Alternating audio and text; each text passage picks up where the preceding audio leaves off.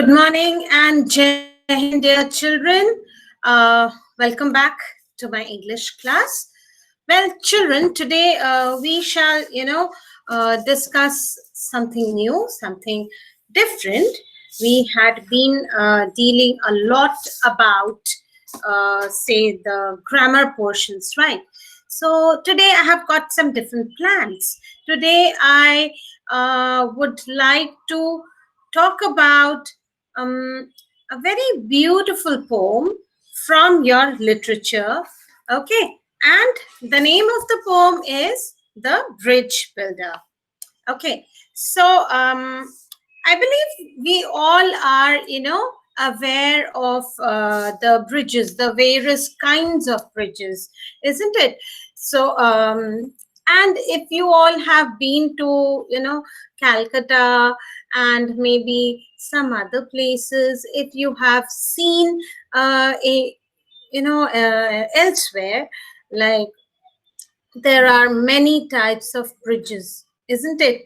And they are made in a different manner, and at the same time you would also find, children, that these bridges, they serve different set of purposes.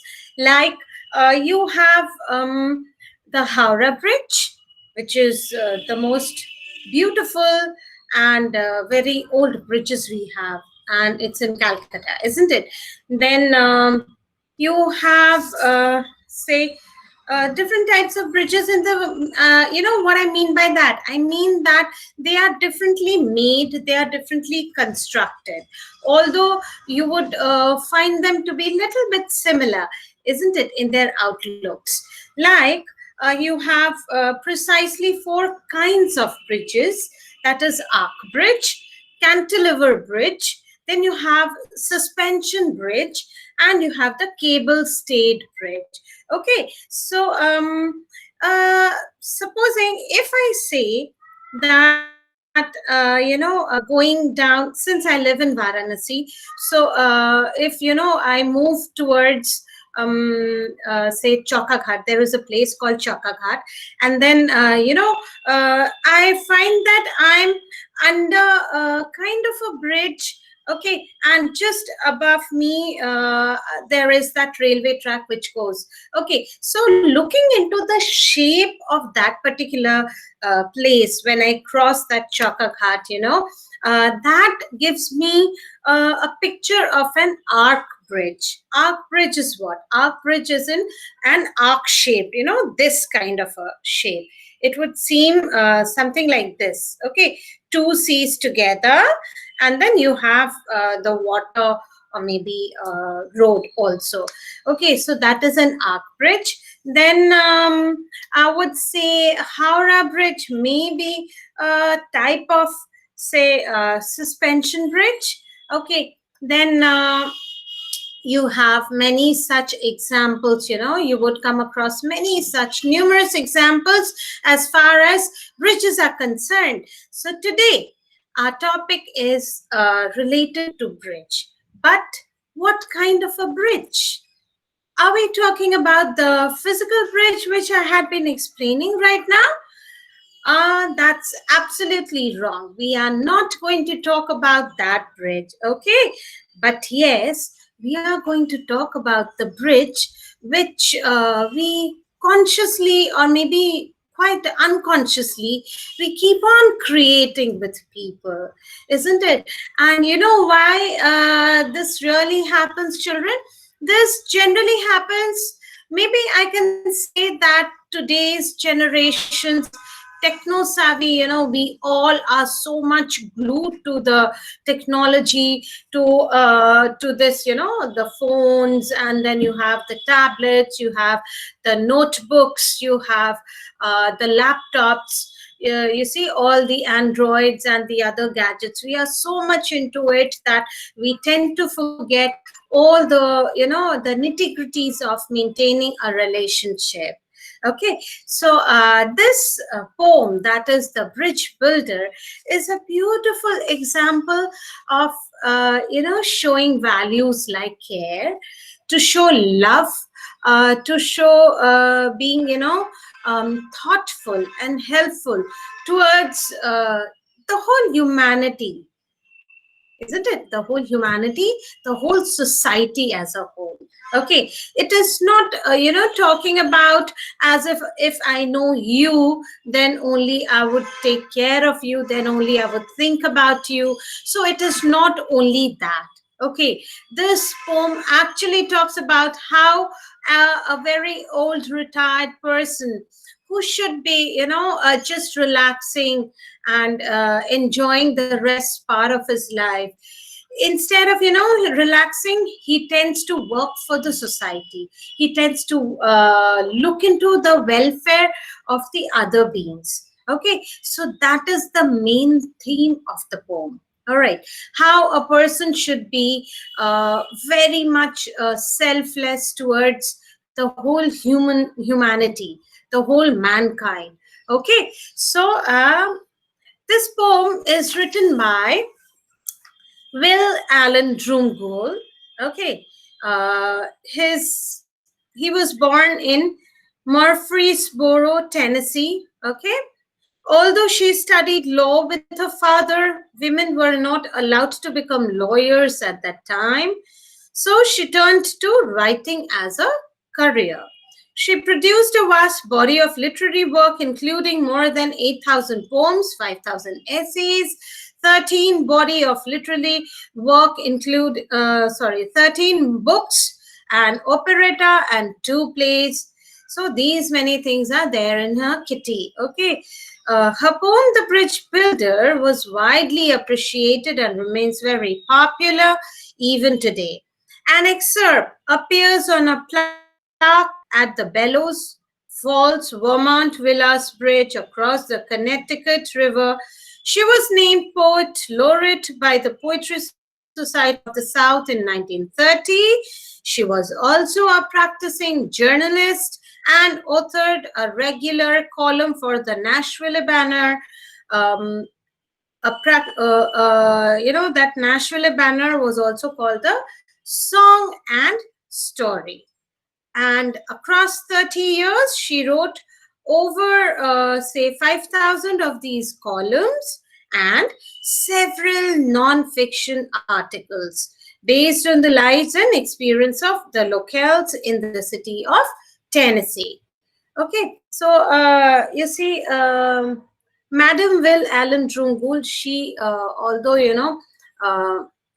did everything for being a very good lawyer, but since she wasn't allowed to go and do a job and pursue with her law, so thereby what did she do? She opted for the writing career.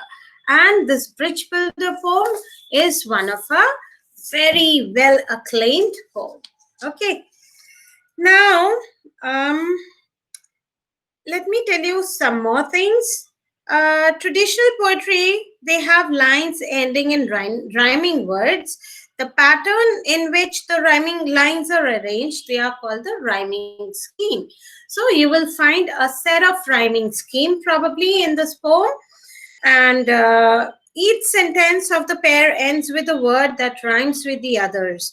So the rhyming scheme of the first 2 stanzas, it is described as AA, BB, CC, BB. So children, you can just check it out in your poems, the content, whether it is actually, rhyming into like AA, BB, CC, BB. Okay, the first 2 stanzas, they have AA, BB, CC, BB. So you have to look for the rhyming scheme for the other leftover stanzas. All right. So now let's start with it. Okay. All right. So now let me see if I can, share something. All right. So I think, yeah. Okay. So let us start with this poem. The very first thing which I would like to talk about in this poem is the summary of the poem. Okay, this poem depicts as I had told you before itself, that it talks about an old man who close to the end of his days, that means who was really such an old man, but he still decided to spend his time in building a bridge, which he does not at all, need to do. But still, he did that. Okay. Then he crosses over a chasm, and then once safely to the other side, he decides to build a bridge. All right. So actually, that bridge was in that rickety condition. So he was feeling so sad about the others that he thought of just building it again.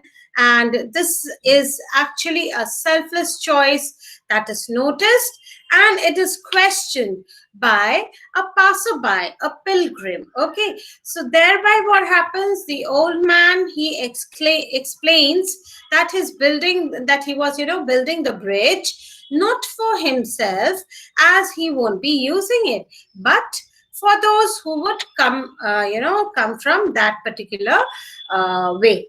Okay, so that was the actual content. And this is a very simple poem with a very clear-cut moral message that we should be caring towards others, even when there is no obligation to do so. That means even when it's not needed, we should still show our love and care for the others. Okay. And now let me talk about a little bit about the structure of this poem, The Bridge Builder. Okay, now this whole poem is divided into 3 stanzas. They are made up of uneven sets of lines. That means it's not a very proper one, like the 3rd stanza, I can see that it has 6 set of lines, but the first 2 stanzas, they have 4 set of lines, isn't it? The lines follow a very systematic, simple, and a very consistent rhyming scheme, as I had told you, that it is A, A, B, B, C, C, D, D, and then you have the changing end sounds. Okay. And this actually, lays emphasis on the moralistic nature of the poem. All right. So they flow easily and they carry the reader to the end of the poem. Okay, as a river would smoothly and efficiently do so. So it is basically, talking about the major things, like how these days people are not at all bothered about the others, how they might feel or whatever. But here you see this old person, he's not having any obligation to do, to rebuild the bridge, but still he did so, right? Now first we'll do the analysis. Okay, now let's see the first set of lines. An old man going a lone highway came at the evening cold and grey to a chasm vast and deep and wide, through which was flowing a sullen tide. The old man crossed in the twilight dim. The sullen stream had no fear for him, but he turned when safe on the other side and built a bridge to span the tide. So you see, there is a scheme here: highway, gray, they are rhyming. Wide and tight, they are also rhyming. Dim, him, again they are rhyming. And then the last 2 lines, side and tight, they are also rhyming. Okay, so now in, I'm just putting the first 4 and the second 4 lines together. So precisely in these set of 8 lines, the speaker begins by describing the progress of an old man. Okay, that means he's moving, might be moving all alone on a highway.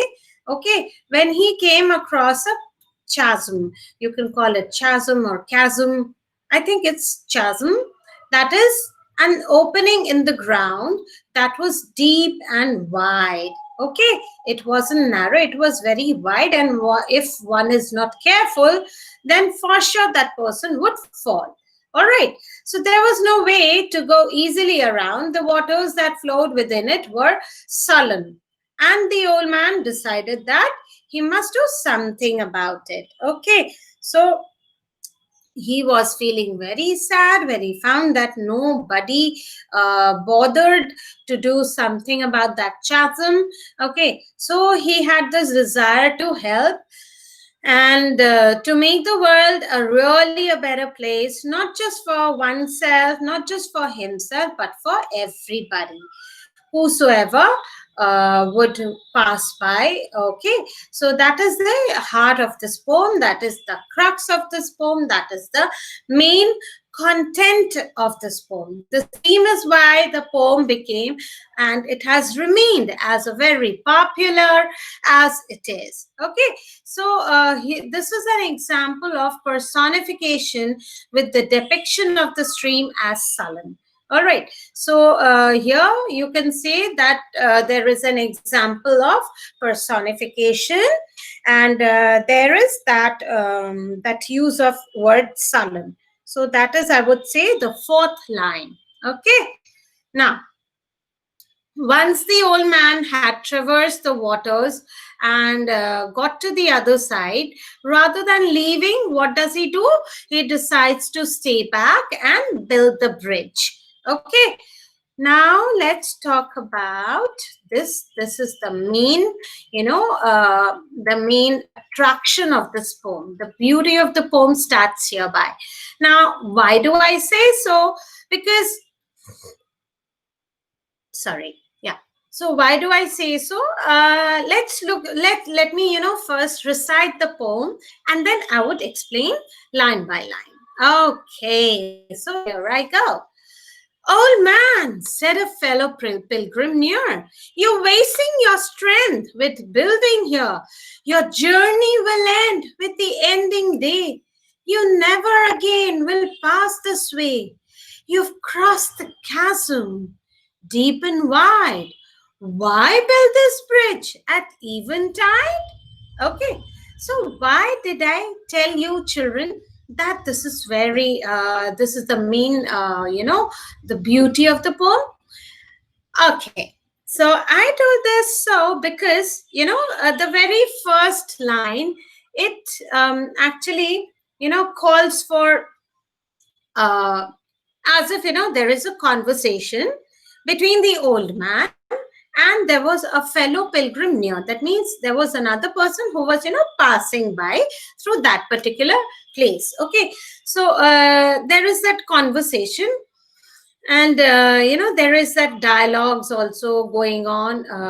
As you can see that it's written here, old man, said a fellow pilgrim. So he's saying, the passerby, the person who was crossing that place, he was saying, old man, why are you wasting your strength? Like, it's okay, you have crossed the chasm, fine, you go to your home. Why are you, after your life, wasting all your strength and in rebuilding this particular bridge? You don't even know whether you would again pass through this bridge or not, isn't it? Because you're too old. You just have few more years to live. So why are you wasting your time and energy in, rebuilding this? You should take rest. You should enjoy the rest part of your lives, isn't it? So he does not have the same desire. You see, so there is a what? There is a comparison between these two people. The old person, when he had to rest, he had to enjoy the rest part of his life, of his retirement age. He was not doing that. And this passerby, who was pretty young as compared to this old man, he was like, what do I say? Okay, it should be the vice versa. It should be like the pilgrim was supposed to help the old man, in rebuilding, in constructing that particular bridge, which was in a very rickety position. So instead of just helping him, he was like criticizing. Instead of appreciating his labor, he was just, telling him, discouraging him not to do so. This person is a better representative of the majority of those who have crossed the waters. Okay, so he was also like the others who, say, might have managed to cross that chasm and then never ever never ever bother to even look back and see what was the condition left out. Okay, so this is the reason why I was telling that this stanza is the actual attraction of the poem, because there is a comparison between the majority of the people of the society and this particular old man who had to enjoy by elapsing his time with his family members, but then he did not bother to do that. Instead of that, he was thinking about how to help the whole mankind, how to help the people to cross the chasm, isn't it? Okay, children, so now let's see. The pilgrim here says that the old man's journey will end with the ending day. This is a roundabout way of saying that, the old man is quite old and he would never pass again. That means he might, he might die. So this passerby, this pilgrim was wondering, as if like, why that old man was after wasting his time building that bridge, which he might never use again, isn't it? So that was the contract, what do I say, a comparison between the thought process of the majority of the people of the society and that person who doesn't even know whether he would come back again or not.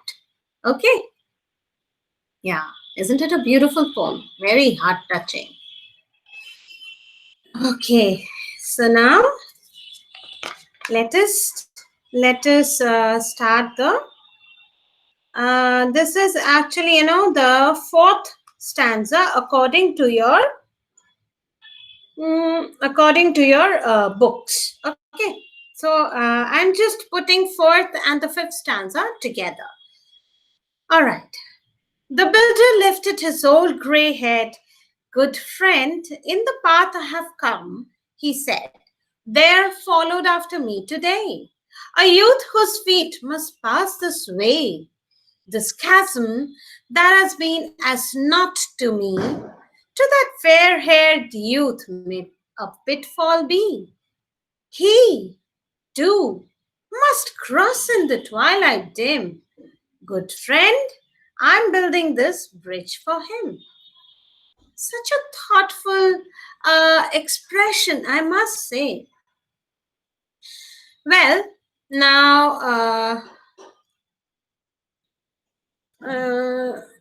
this last fourth and fifth stanza, which I read out, this is actually nothing but a response to the pilgrim's words. Okay, so now he is confident in his choice to remain there and build the bridge.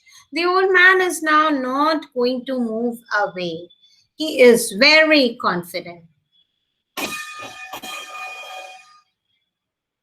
He,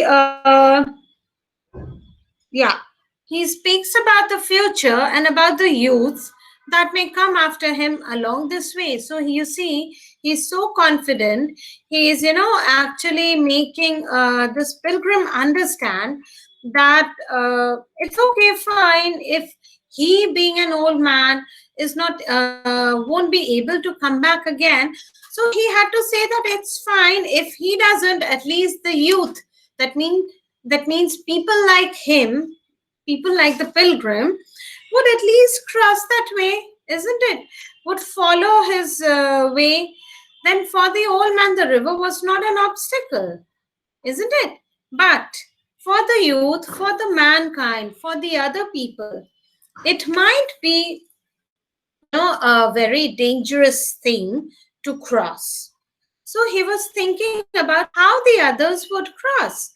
If he doesn't build it, he fears that someone might get injured, might fall down.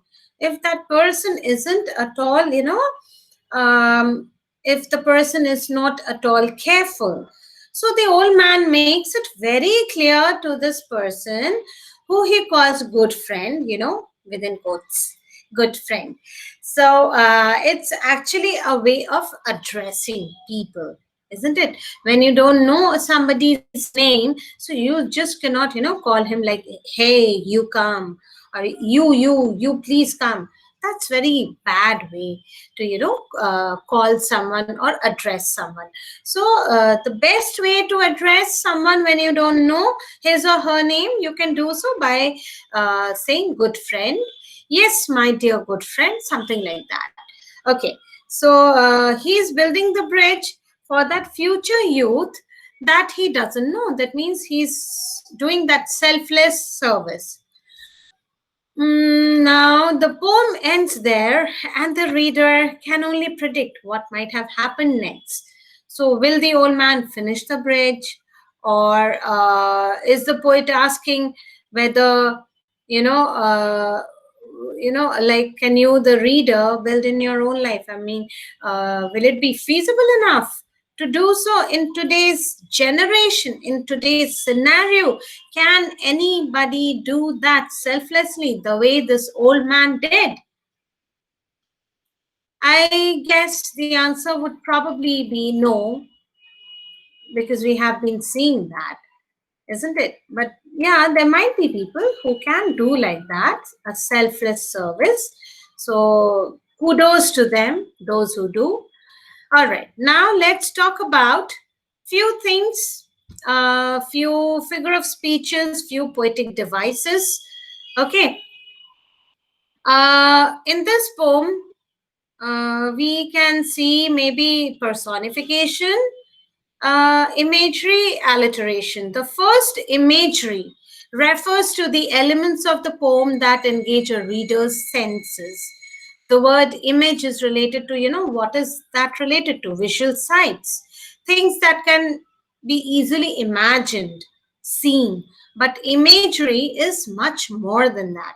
It is something like, if you can sense it, like you can imagine, you can visualize a dim twilight, isn't it? A dim twilight of the day, and then old man's gray head. So I think it'll be better if you all just, mark it. So I'm talking about the dim twilight, which is there on, it's in line number 5. Okay, then let's move on to gray head. Gray head, where is that gray head? Gray head, yeah, it's there. In your books, you'll find it in this fourth stanza. Okay, there is gray head. So this can be also an imagery, because you can imagine, right? Then these clear depictions help the reader feel as though they are part of the poem. Yeah, definitely. Then alliteration occurs when words are used in succession. That means one after the other, or at least they appear very close together, isn't it? Like built and bridge. So let's find out, where is that built and bridge.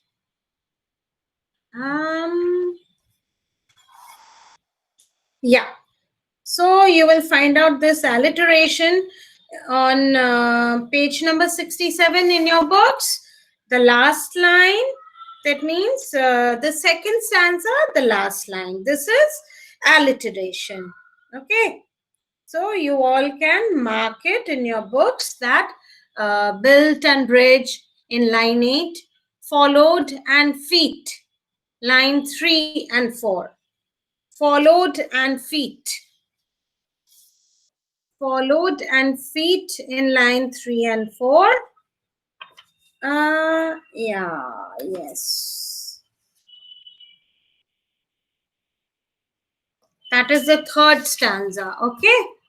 Lines 3 and 4 of the third stanza. Third stanza, precisely, I would say, uh,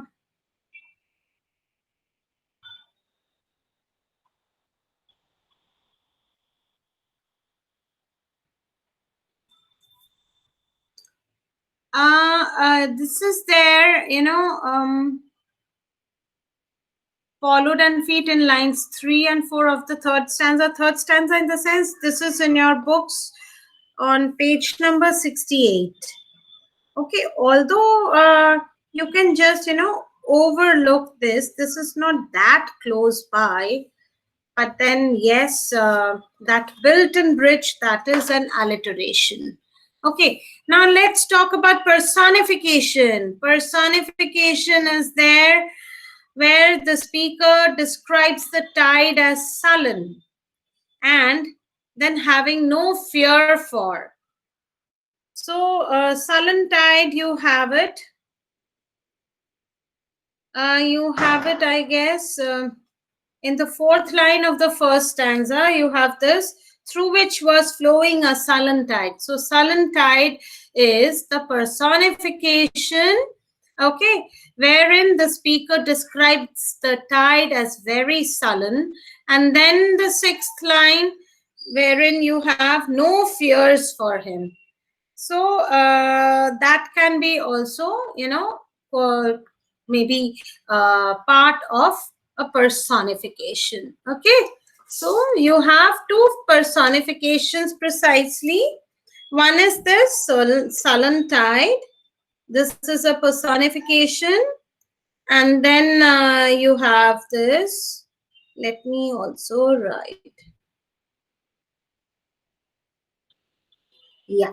So I want you all to also mark it in your books. So sullen tide is a personification and no fears for him. That is also part of a personification. All right, that means he is fearless. The old man is fearless. Okay. So that is a beautiful poem. And in my next class, we'll talk about, the question answers. Okay.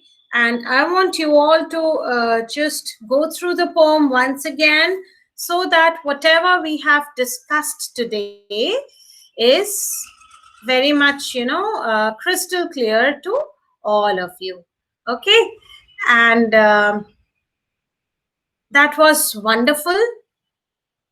And I'm looking forward to maybe to a peer teaching session also with all of you, wherein we can have exchange of thoughts about today's generation's people and people who was similar, or like the old man, or people who have such similar thoughts like the old man had.